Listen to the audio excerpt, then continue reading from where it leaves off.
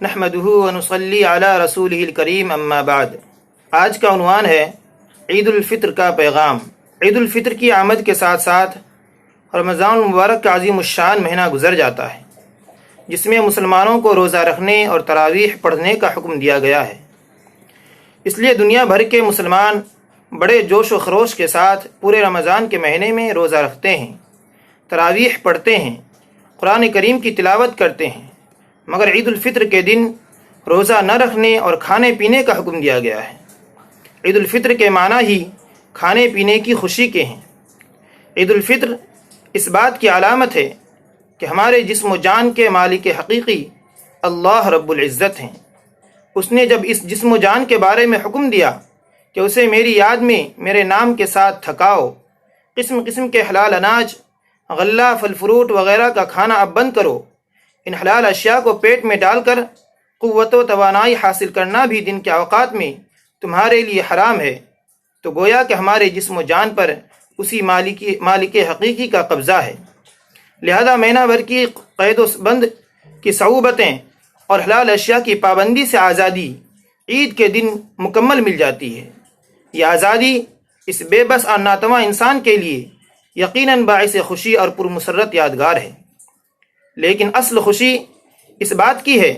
کہ اللہ تعالیٰ نے ہم کو اسلام کی دولت سے نوازا۔ اس نے ہمیں صحت دی، ایسی صحت جس سے ہم روزہ رکھ سکیں، اور پھر اس کے بعد سب سے بڑی چیز یہ ہے کہ روزہ رکھنے، تراویح پڑھنے اور دیگر خیر کے کام کرنے کی توفیق عطا فرمائی۔ سارے اسباب موجود ہوں اور توفیق خداوندی نہ ہو تو روزہ رکھنا، تراویح پڑھنا ناممکن ہے۔ بس اس توفیق خداوندی پر اللہ تعالیٰ کا شکریہ ادا کرنا اور جبین نیاز کو خم کر دینا اصل عید ہے۔ محترم سامعین کرام، اسلام کا یہ عالمی جشن صرف موج و مستی اور اظہار خوشی کا نام نہیں ہے، بلکہ سب سے پہلے اللہ کی بارگاہ میں شکرانے کے طور پر 2 رکعت نماز ادا کرنی ہے۔ چونکہ عموماً انسان موج مستی کے وقت اپنے حدود سے باہر نکل جاتا ہے اور اس خوشی میں اپنے کو وجود بخشنے والے خالق ہی کو بھول جاتا ہے، اس لیے اللہ تعالیٰ نے سب سے پہلے اپنی یاد اور اپنے سامنے سر بسجود ہونے کو واجب قرار دیا۔ یوں تو ہر مذہب اور ہر قوم میں سینکڑوں کی تعداد میں تہوار اور فنکشنز ہیں، مگر اسلام میں صرف اور صرف 2 تہوار ہیں،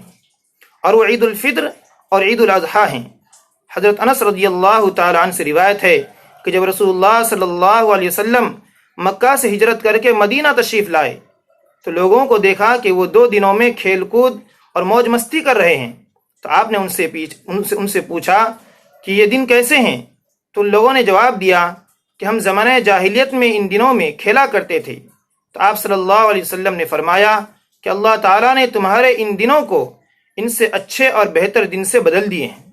اور وہ عید الفطر اور عید الاضحیٰ ہیں۔ یعنی یہ دونوں دن اللہ تعالیٰ کی طرف سے مسلمانوں کے لیے جشن اور رسم کے طور پر خوشی منانے کے لیے عطا کیے گئے، جس میں مسلمان مذہب اسلام کی شایع نشان جشن اور خوشی مناتے ہیں، نہ کہ جاہلیت کے طریقے پر، جیسا کہ آج بھی اس ترقی یافتہ دور میں بعض قوموں کا جشن ہے کہ کھاؤ پیو، خوب گھومو پھرو، ہوٹلوں اور پارکوں میں جا کر وقت ضائع کرو، پیسے اڑاؤ اور پٹاخے پھوڑو وغیرہ وغیرہ۔ مگر اسلام کے اس عالمی جشن میں حکم ہے کہ پہلے غریبوں کو فطرہ دو تاکہ وہ بھی عید کی خوشی میں شامل ہو جائیں، ان کے گھر میں بھی خوشی کا چراغ جلے۔ اس جشن میں کسی کالے گورے کا کوئی فرق نہ ہو، مالداروں اور غریبوں کا کوئی امتیاز نہ ہو، کسی کے ساتھ بھید بھاؤ نہ کیا جائے، اور نہ ہی کسی کے ساتھ چھوت چھات کا معاملہ کیا جائے، عصبیت اور اونچ نیچ کو بالکل بھی جگہ نہ دی جائے، بلکہ سب مل کر اللہ کو خوب خوب یاد کرو اور اس کے سامنے 2 رکعت شکرانے کی نماز پڑھو۔ محترم سامعین کرام، رمضان مبارک کے مہینے میں لوگ روزہ رکھتے ہیں، بھوکے اور پیاسے رہتے ہیں، نماز، تلاوت، صدقہ اور بھلائی کے کام کرتے ہیں، جھوٹ، غیبت، چغلی، دھوکہ دہی، ایذا رسانی اور دیگر گناہوں سے بچتے ہیں۔ یہ روزہ دراصل یک ماہی کورس ہے جس میں انسان کو نیک کاموں کے کرنے اور گناہوں سے بچنے کی تربیت دی جاتی ہے۔ اب عید کے بعد اصل امتحان شروع ہوتا ہے کہ ہم نے اس مبارک مہینے میں کس قدر تربیت حاصل کی، اس کے ثمرات و برکات سے کس قدر محظوظ ہوئے۔ حضرت مولانا ابو الحسن علی میاں ندوی رحمہ اللہ کے بقول انسان پر 2 قسم کے روزے فرض ہیں، ایک وہ جو رمضان میں رکھے جاتے ہیں یہ چھوٹے روزے ہیں، اور دوسرا وہ جو زندگی بھر رکھنا ہے، اور وہ اسلام کا روزہ ہے، یعنی مذہب اسلام خود ایک روزہ ہے۔ رمضان کے روزے کی شروعات صبح صادق سے ہوتی ہے اور غروب آفتاب پر ختم ہو جاتا ہے، جبکہ اسلام کا روزہ بالغ ہونے کے بعد سے یا کلمہ طیبہ لا الہ الا اللہ محمد رسول اللہ کی شہادت کے بعد سے وفات تک دراز ہوتا ہے۔ جس طرح چھوٹے روزے میں بہت سارے اصول و ضوابط ہوتے ہیں، بہت سارے احکام ہوتے ہیں، بہت سارے ممنوعات بھی ہیں، اسی طرح بڑے روزے میں بھی بہت سارے احکام ہیں، بہت سارے ممنوعات ہیں۔ جس طرح رمضان کے روزوں میں بہت سارے کام کیے جاتے ہیں اور بہت سارے کاموں سے رکے جاتے ہیں،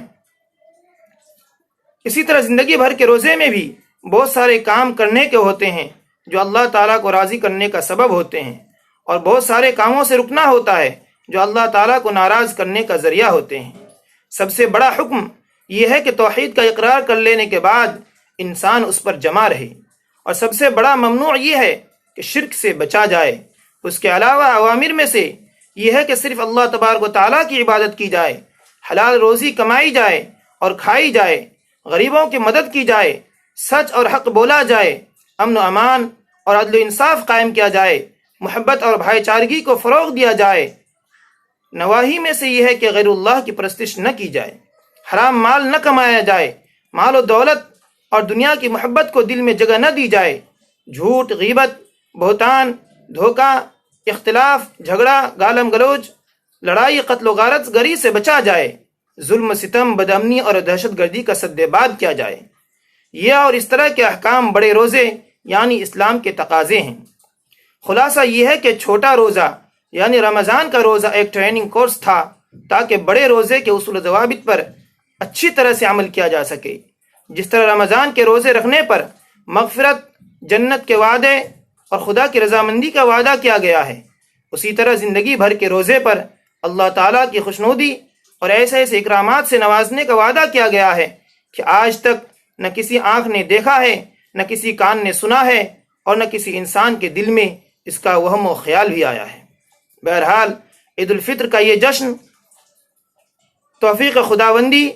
اخوت و بھائی چارگی اور اتحاد و یکجہتی کا پیغام دیتا ہے۔ عید الفطر کا یہ جشن غریبوں کے ساتھ ہمدردی و غمگساری کرنے کا پیغام دیتا ہے۔ عید الفطر ایک بڑے روزے یعنی اسلام کے سارے مقتضیات پر عمل کرنے کی تلقین کرتا ہے۔ اسی پر میں اپنی بات ختم کرتا ہوں۔ وما علینا الا البلاغ۔